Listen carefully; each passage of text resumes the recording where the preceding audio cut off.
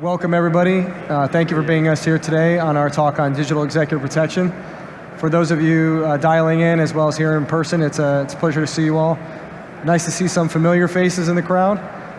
And for those of you who are less familiar with who we are and what we do, we'll just go through a basic introduction. So we are a digital identity protection firm based out of Nashville, Tennessee. And our mission is to protect the digital identity of our clientele. That ranges from individuals, families, family offices, all the way to Fortune 500 companies, C-suite executives, board members. Ben, everybody here is pretty familiar with the term executive protection. Can you dive more into what digital executive protection means and what it looks and feels like in the 21st century? Absolutely. So it is 2022, right? Everybody has a cell phone. Everybody's on social media of some sort. Everyone has a rewards points program, probably to their local grocery store, whatever it is.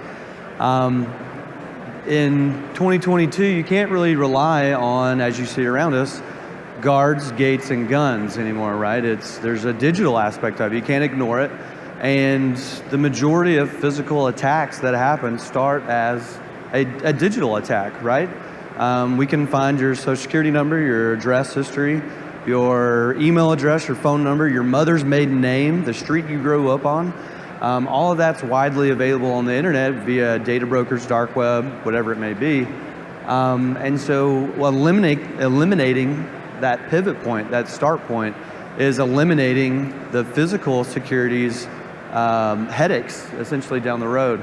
So that digital executive protection is almost a proactive way of reducing your stress down the road. At 360, we have the different tiers, right? We eliminate that data off data brokers. We're monitoring dark web, deep web, social media for doxing for our clients. So being proactive. We have a saying, if you ever try to put toothpaste back in the tube, you can't do it, right?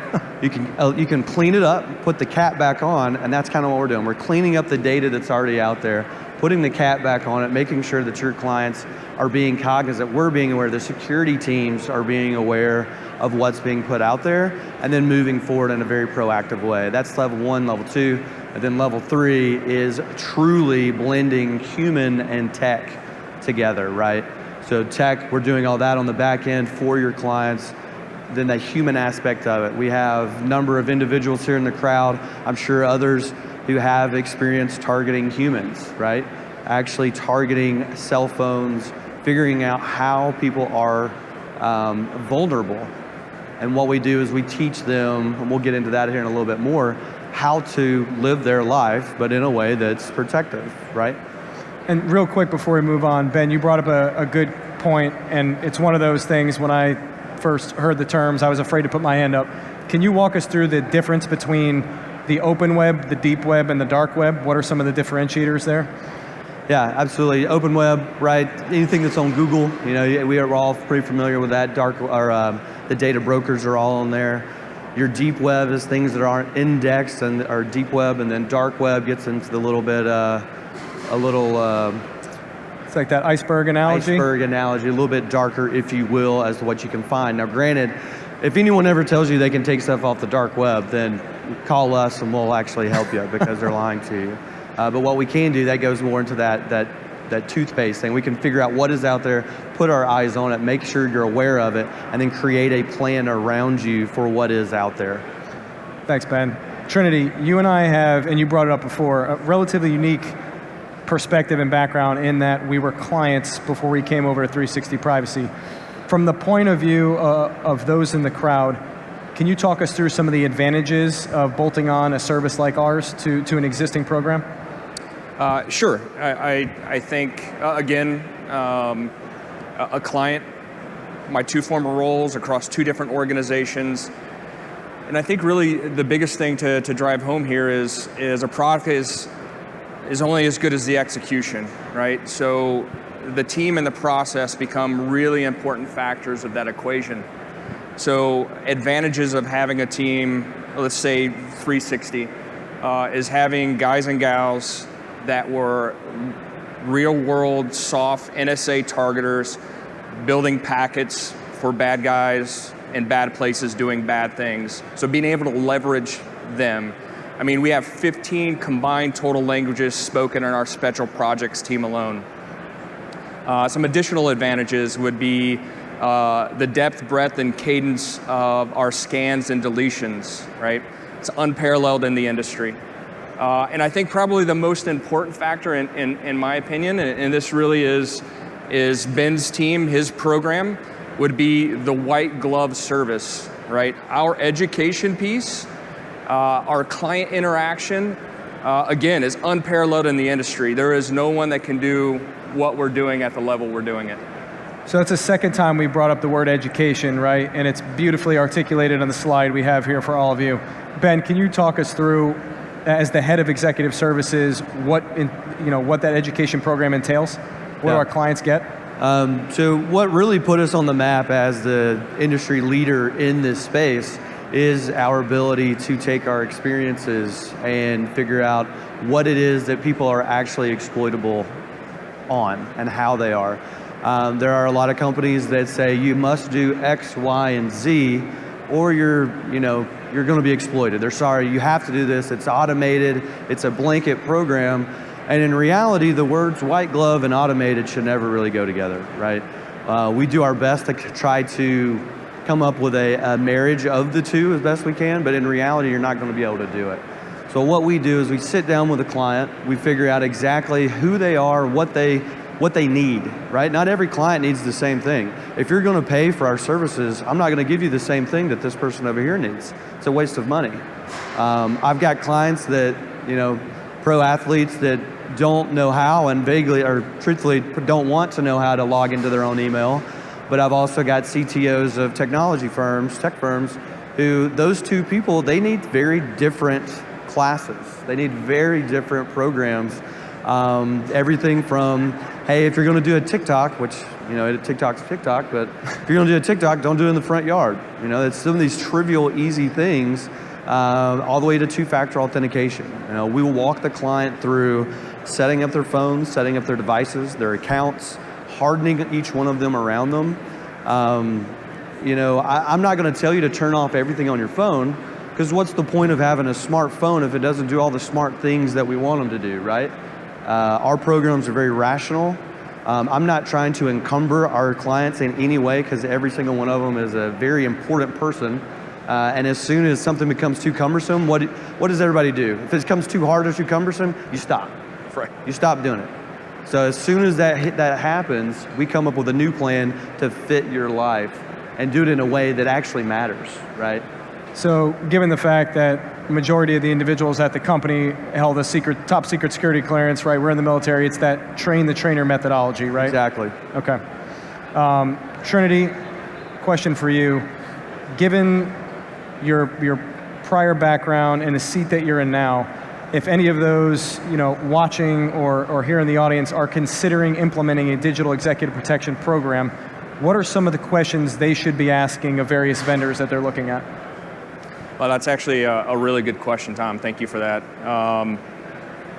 So when I was sitting on the other side of the desk and began my research into other product offerings that were in this space, I had a ton of questions. I was by no means a subject matter expert in the digital space, and in a lot of ways I still am not. I mean, in this ever-changing landscape that we live in, it's really hard to keep present, right? Yep.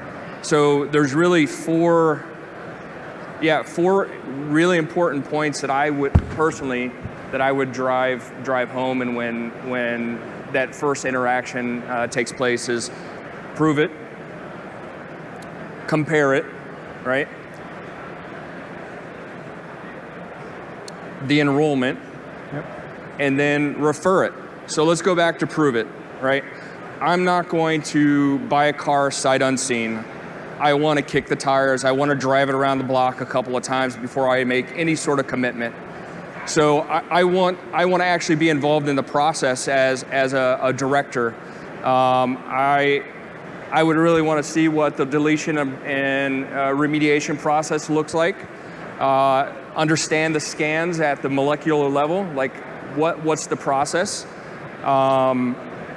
I want to see those repopulation attempts, how you're able to knock those back down. Okay.